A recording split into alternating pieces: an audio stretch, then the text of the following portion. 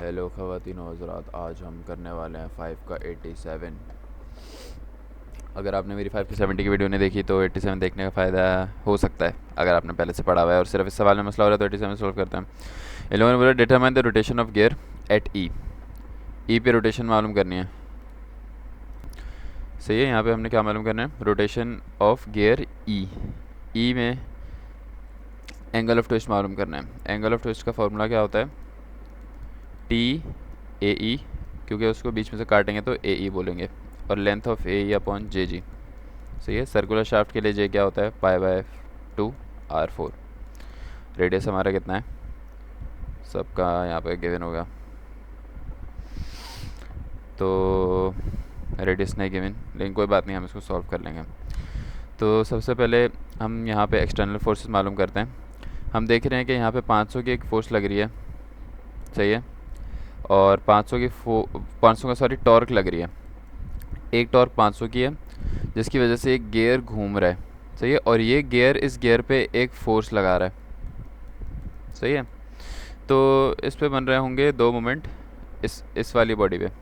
एक इसका अपना मोमेंट है जो 500 है, और एक वो मोमेंट है जो ये फोर्स लगा रहा है। इसका डाया कितना है, 100 है।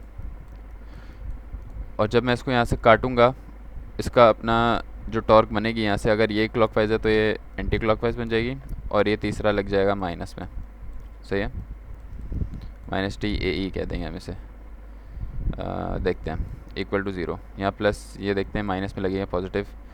इसी तरह जब दूसरी वाली बॉडी में कितनी लगेगी, अगर इसको मैं यहाँ से काटूँगा तो टी एफ बी प्लस, और यही वाली फोर्स सेम फोर्स लगेगी इनटू 50। बस ये दो हमारी इक्वेशंस बनेगी। तो इन इक्वेशन को सिंपल करके सॉल्व करते हैं। सिर्फ हम यहाँ पे साइंस देख लेते हैं, साइंस का क्या मसला आ रहा है। तो ये हमारी क्या घूम रही है, एंटी क्लॉकवाइज 500 की, तो एंटी क्लॉकवाइज को हमने नेगेटिव लिया है, क्लॉकवाइज पॉजिटिव रखा है। अगर ये एंटी क्लॉकवाइज घूमेगी तो इसको जब मैं काटूंगा तो ये क्लॉकवाइज घूमेगी। इसका मतलब टी ए हमारे पास क्लॉकवाइज है, 500 एंटी क्लॉकवाइज है, और जाहिर है अगर ये क्लॉकवाइज घूम रही है तो ये जो इस पर फोर्स लग रही होगी, जो इनके बीच फ्रिक्शन फोर्स की वजह से घूमेगा ना, क्योंकि आपस में कनेक्ट है, इनके बीच जो फ्रिक्शन है उसकी वजह से ये घूमेगा गियर। तो अगर ये एंटी क्लॉकवाइज है तो ये वाली जो फोर्स होगी इसमें अंदर वो क्लॉकवाइज हो जाएगी, जिसकी वजह से पॉजिटिव है, सही है। इसको भी हमने पिछले सवाल की तरह 2 मेंबर में ब्रेक किया। पहला मेंबर ये रहा, दूसरा मेंबर ये रहा। पहले एक्सटर्नल फोर्सेस मालूम कर ली, एक्सटर्नल टॉर्क। अगले वाले में क्या होगा, अगले वाले में अगर फोर्स यहाँ पर अगर फोर्स क्लॉकवाइज लग रही है तो इसको काटने के बाद फोर्स यहाँ पर एंटी क्लॉकवाइज लगेगी, तो एक पॉजिटिव आ गया, एक नेगेटिव आ गया, सही है। यहाँ पे मैंने क्या किया, इसको अगर मैं वहाँ लेके जाता हूँ तो ये बनेगा F is equal to t b upon 0.5। ये वैल्यू मैं इस इक्वेशन में रखूँगा तो मेरे पास ये इक्वेशन बन जाएगी, सही है। इसको मैंने बोल दिया इक्वेशन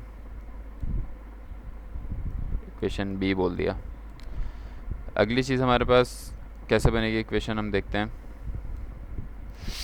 मैंने बोला था कि जब दोनों गियर एक साथ लगे हुए हों, जैसे ये दोनों साइमल्टेनियसली चल रहे हैं, अगर ये चलेगा तो ये चलेगा, तो इन दोनों का v वेलोसिटी सेम होती है, सेम वेलोसिटी से घूमेंगे। v is equal to r omega होता है, और ओमेगा बराबर होगा थीटा अपॉन 2 पाई के, तो r theta upon 2 pi is equal to r theta upon 2 pi. 2 pi से 2 पाई कैंसिल हो गया, तो हम ये रिलेशन लगा सकते हैं r theta is equal to r theta, सही है। तो यहाँ पे लिख दिया, रेडियस इसका 0.1 है, इसका 0.5 है, r theta is equal to r theta. अब क्या सीन है, गियर ई के पास अपनी पूरी सरफेस है, और गियर एफ़ के पास भी अपनी पूरी सरफेस है, सही है। अगर आप इसमें कंफ्यूज हो रहे हैं कि यार ये क्या चीज़ लगी है, ये सिर्फ सपोर्ट के लिए है, जो पॉइंट सी है ये सिर्फ सपोर्ट के लिए है, और जाहिर है एक रॉड अगर लगेगी तो उसमें सपोर्ट भी देनी पड़ेगी, और यहाँ पर एक फ्रिक्शन भी जनरेट होगा, जिसको हम लोग इन सवाल में इग्नोर करते हैं, यहाँ का फ्रिक्शन इग्नोर कर देंगे। तो ये सिर्फ सपोर्ट है, हम सवाल में पूरी इस लेंथ और इस लेंथ को कंसिडर करेंगे, सही है, इनसे कंफ्यूज नहीं होना है। तो ई के पास अपनी पूरी सरफेस है और एफ़ के पास भी अपनी पूरी सरफेस है, जिसकी वजह से हम इनके फ़ाई का फार्मूला एक्सपेंड कर सकते हैं, मतलब टी एल अपॉन जे जी की फॉर्म में खोल सकते हैं। तो मैंने यहाँ पे फ़ाई की वैल्यू को टी एल अपॉन जे जी की फॉर्म में खोल दिया। ये 0.1 इसके एक 0 से कट जाता है, और क्योंकि दोनों सर्कुलर शाफ्ट्स हैं तो इनका जे कट गया, और दोनों सेम मटेरियल के बने हुए हैं तो इनका जी भी कट गया। तो यहाँ पे टी और टी बी की इक्वेशन एक और आ गई जिसको मैंने इक्वेशन सी का नाम दे दिया। इन दोनों को साइमल्टेनियसली सॉल्व करेंगे प्लस माइनस करके, तो हमारे पास टी बी भी आ जाएगा और टी ए भी आ जाएगा। और टी ए आने के बाद हम इसको फाई के फॉर्मूला में डाल देंगे। इससे आपका पूरा सवाल सॉल्व हो जाएगा। बस इतना ही है।